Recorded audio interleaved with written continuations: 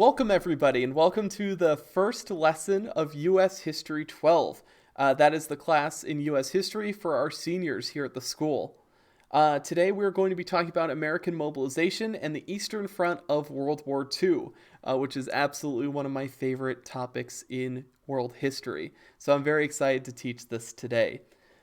Before we begin, it's important to remember some of the things that the United States really admired and wanted to fight for in this war specifically, and why we kind of view it today as a good war, as opposed to a lot of other wars which are pretty gray in terms of morals. It's like, should we fight it? Should we not? World War II is pretty much universally acknowledged to have, black and white, almost a good versus evil sort of mythology to it. And one of those things that really helped it was all the propaganda that was happening during this time. And these four paintings really signify that. What America was really fighting for, and I believe they really meant it too. President Roosevelt saw the writing on the wall.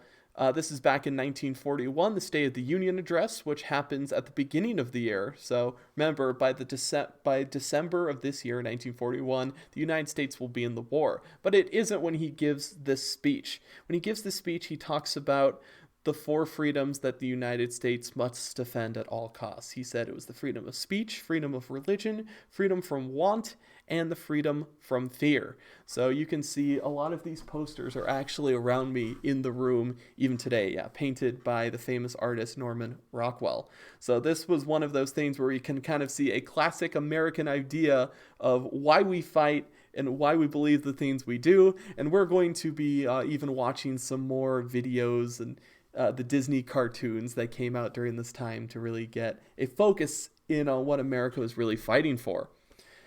However, the beginning of this story is America mobilizing. After war is declared in 1941, America really puts all of its industrial might into winning the war in a way that a lot of the Axis powers, Germany, Japan, Italy, were not expecting. No one was expecting the United States to become as strong as it did during World War II. Remember, America had just gone through almost 13 years of economic depression and recession and stagnation. No one was expecting America to really get back on its feet and mobilize their entire economy as strong as they do. 16 million Americans are deployed all around the world, and they're referred to as GIs, which is short for government issue. 16 million Americans. You have to think about all the places that they were deployed to. Places like North Africa and Italy and France and the Philippines and Japan and all these places all around the world. This is truly a global war. And I mean, that's why it's called World War II, but it's a mixture of so many different conflicts too. What we refer to as World War II is actually a series of dozens of separate wars. It really is the biggest conflict in human history, and second place isn't even close, and that's World War I. New agencies that were created in America during this time. The biggest one is called the Office of War Mobilization. It had even more power than the old New Deal agencies. By this time, Roosevelt has been in office for quite a while, over 9 years at this point. The only president elected to more than 2 terms, because that amendment had not gone through Congress yet. So he actually ran again in 1940 and won. Yeah, so it's important to know that Roosevelt had won a 3rd term, so him and his administration, this was all very this is old news to them to create these kind of agencies and give them a lot of power. But these agencies were even more powerful than the ones that we discussed when we talked about the New Deal. And that includes how much federal spending was going on, because taxes were raised. People really put all their effort into winning this war. Losing was not an option, not at all. Federal spending went up from $9 billion in 1939 to $95.2 billion in 1945. The national debt went from $43 billion in 1940 to $259 billion in 1945. Really just goes to show how much money was being spent in this kind of stimulus to make sure America won the war. Federal spending, the likes of which even dwarfed the New Deal that we talked all about. One of the most famous images during this time is of Rosie the Riveter there. She's saying, "We can do it." And it just goes to show how many millions of women actually ended up joining the workforce during this time too. Much like in World War One, when a lot of the men were deployed, a lot of the women who were back in America at the time joined the workforce, joined these manufacturing jobs in places like Seattle, places like San Francisco, places like New York. These places end up making a ton of warships and planes and everything that's needed to win the war. Unemployment basically disappears during this time period. We went from almost 20% unemployment during the Great Depression to nearly zero during this time. The whole country was really mobilized and ready to win this war at any cost. Now, let's switch gears to what's going on in other parts of the world. During this time, I want you to flip, first of all, your books here. Flip them to page 835. If you have to pause the video to do so, go ahead and do that. I'm going to be talking about the war on the Eastern Front, the Soviet Union versus Nazi Germany. The beginning of the story happens that Hitler was very confident after winning all of his victories in France and really steamrolling through there. The Blitzkrieg strategy was very dominant and impressive. And he's so confident from this, he wishes to invade the Soviet Union and purge the Slavic peoples, just like he had discussed in the book Mein Kampf. The German attack was actually a secret attack, and it began on June 22nd, 1941. Stalin, who had a non-aggression pact with Hitler at this time, was shocked about this. He ends up going and becoming an ally with Britain, who's still fighting the Nazis, and actually ends up getting assistance from the Americans at the same time. Britain was receiving a lot of aid from the Americans, and the Soviet Union, once the Nazis end up attacking them, they end up also getting quite a lot of assistance from the US, at least economically. What ends up happening is the bloodiest and largest war in human history. Just the Eastern Front. World War II, as I talked about before, is going to be the biggest conflict that's ever happened, just in terms of numbers of people deployed to fight, all the people who end up dying. But if you just take the Eastern Front, it still holds that title. If you just take the fighting that happened between Germany and the Soviet Union at this time, it really is the most destructive war that's ever happened. Out of the 70 to 85 million deaths, because once you get the numbers that high, a lot of these are estimated, we don't know the exact number, around 30 million alone end up occurring on the Eastern Front. And as we're soon going to find out, half of those were civilians. Half of those were military deaths, and half of those were the civilians of people both in Germany and in the Soviet Union and the countries between them. So here's a map of the conflict. I want you once again to open up your books to page 835 and follow along. I'm going to be reading the part that talks about a war in the Soviet Union. As the Allies battled their way across North Africa and into Italy, an epic struggle unfolded in Eastern Europe. In Mein Kampf, Hitler had called for the conquest of the Soviet Union to give the German people living space. Hitler believed that Germany had to be self-sufficient, which meant that it needed its own sources of oil and food. By 1941, Hitler had taken control of huge oil fields in Romania. Now he planned to seize the farmlands of the Ukraine. After losing the Battle of Britain, Hitler decided to turn his war machine to the east. He broke his pact with Stalin and launched an attack against the Soviet Union. Next section, the Germans advance. The attack began in the early morning hours of June 22, 1941. Nearly 3.6 million Germans and other Axis troops poured across the length of the Soviet border, from Finland in the north to Romania in the south. Nearly 3 million Red Army soldiers, poorly trained and badly equipped, mobilized to oppose the Blitzkrieg. The intensity and brutality of the German attack took the Soviet defenders by surprise. The Luftwaffe quickly gained control of the air, and the German ground troops drove deep into Soviet territory.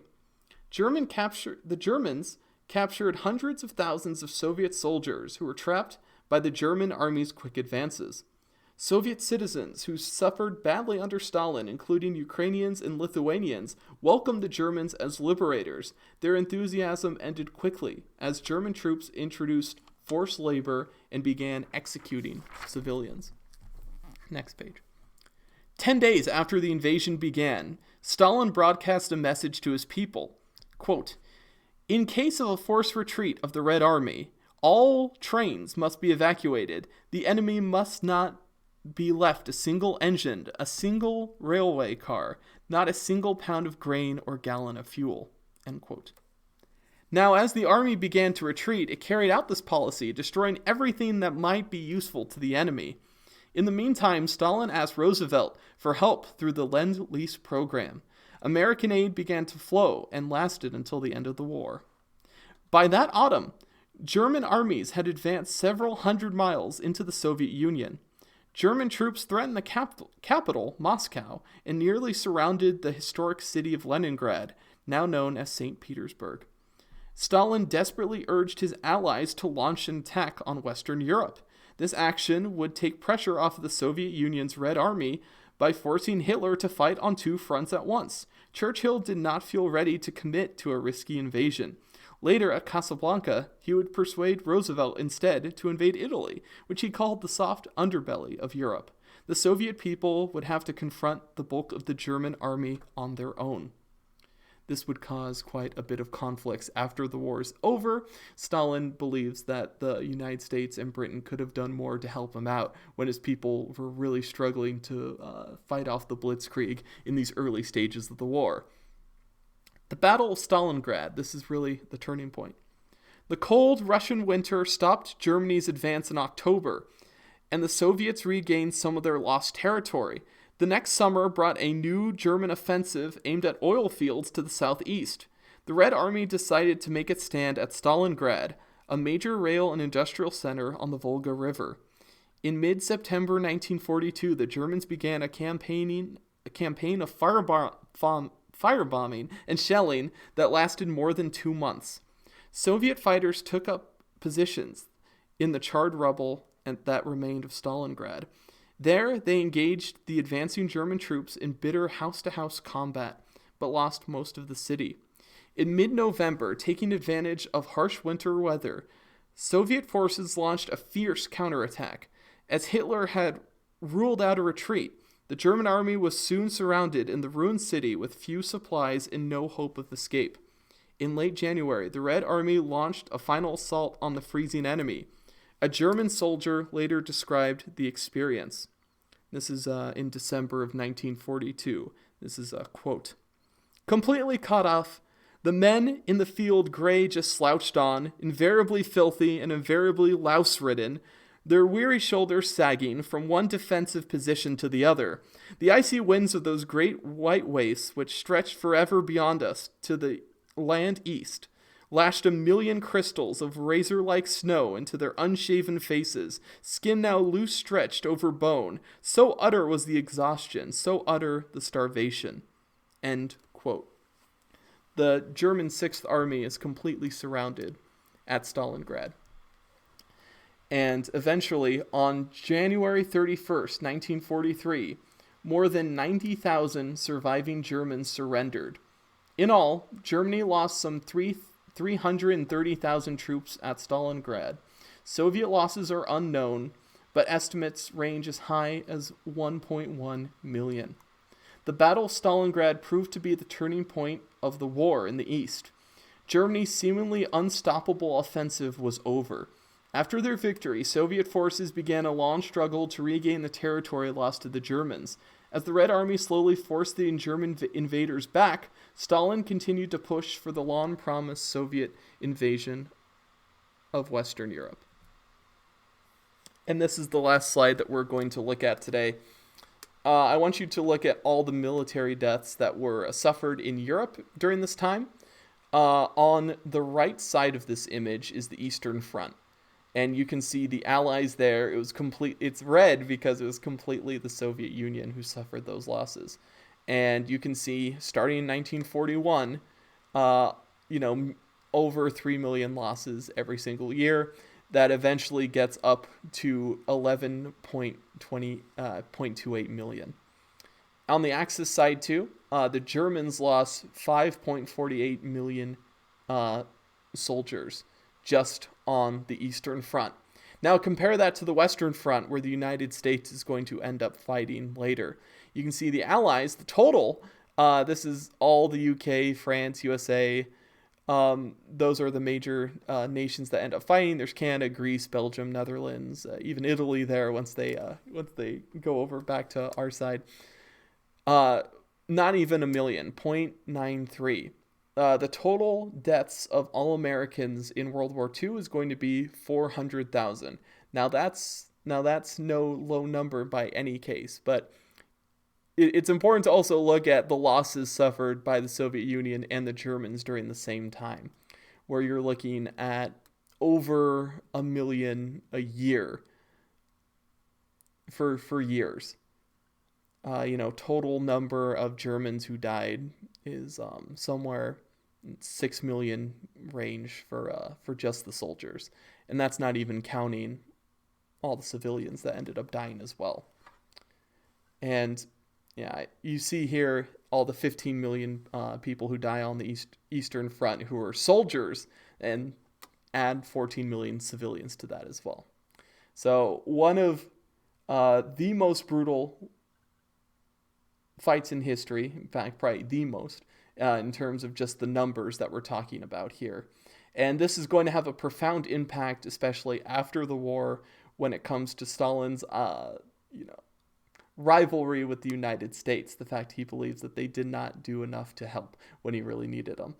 And so this is going to cause a lot of issues once we start talking about the Cold War. It's important to see here, where the Soviet Union was coming from when they had kind of that rivalry with the United States and where that all started. It starts right here at this picture. It's important to remember all the avoidable death that definitely happened during this part. All right. Thank you all for watching. Next time, we are going to be talking about the war in the Pacific. We're also going to be talking about the United States invasion of Western Europe, or the reconquest, you could call it. And that's going to start with D-Day. And we will be talking about that next time, I believe, on Wednesday. Thank you, everyone, for watching, and I'll see you again some other time.